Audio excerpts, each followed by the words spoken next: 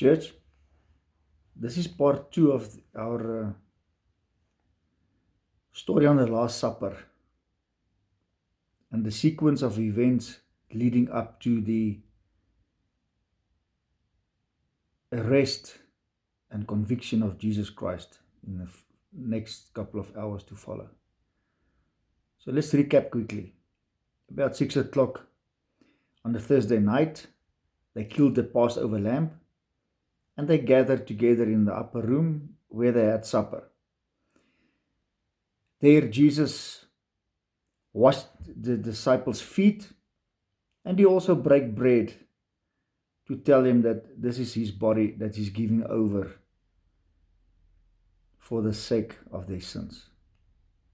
At about 9 o'clock after supper, Judas left and went his way to the scribes and the Pharisees and the priests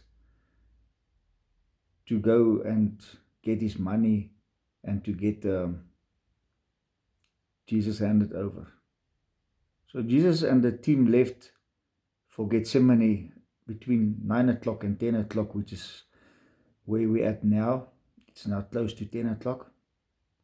And they found themselves in the Garden of Gethsemane. There Jesus left the disciples, but he took 3 guys with him. Peter and John and James. And the Bible says that he went a little bit further. He left them there, the 3 guys, James, John and Peter. And he went a little bit further, like 20, 30 meters, as far as you can throw with a stone. And he knelt down to pray. And the Bible is clear that he was in much distress. My soul is exceeding sad, overwhelmed with grief, so that it almost kills me. Remain here and keep awake and be watching. Mark 14:34. And he was praying, Abba, Father, everything is possible for you. Take away this cup from me. Yet not what I will, but you will. And he came back and found him sleeping. And he said to Peter, why are you asleep? Have you not the strength to keep awake and watch with me for 1 hour?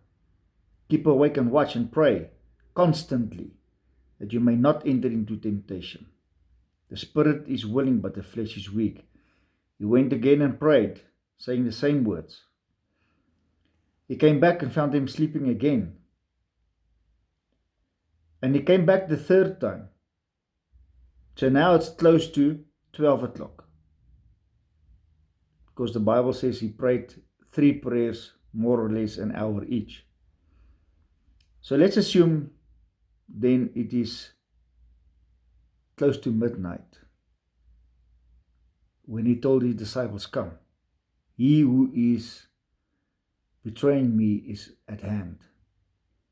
So this is the sequence of events since they started the meal at 6 o'clock, finished up everything, breaking of bread around about 9, and then spent some time in the garden praying.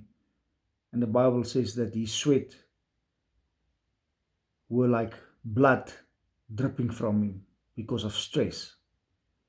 And one thing God reminded me of is that during the meal, he would have been under stress already, knowing it's his last meal, knowing he's got only a couple of hours left and the time is ticking by. Can you imagine the psychological effect and the strength that you have to endure that kind of psychological stress when you know the devil is sitting next to you, he's about to get up and to betray you, and you still wash his feet and you still break bread with him? To stay calm and collective and in the right state of mind shows the character that Jesus had, and that he was truly the Son of God. Because I don't think a normal man in his right mind would have been able to withstand that kind of pressure and the stress that he found himself in. And that stress came out when he went to the garden with the 3 disciples, where they later described that his sweat turned into drops of blood. The anxiety and fear. And he also prayed, Father, please pass this cup from me. Please pass this cup from me. But not my will, but your will be done. And the Father said no to his own Son, knowing that the price he's about to pay is for you and me.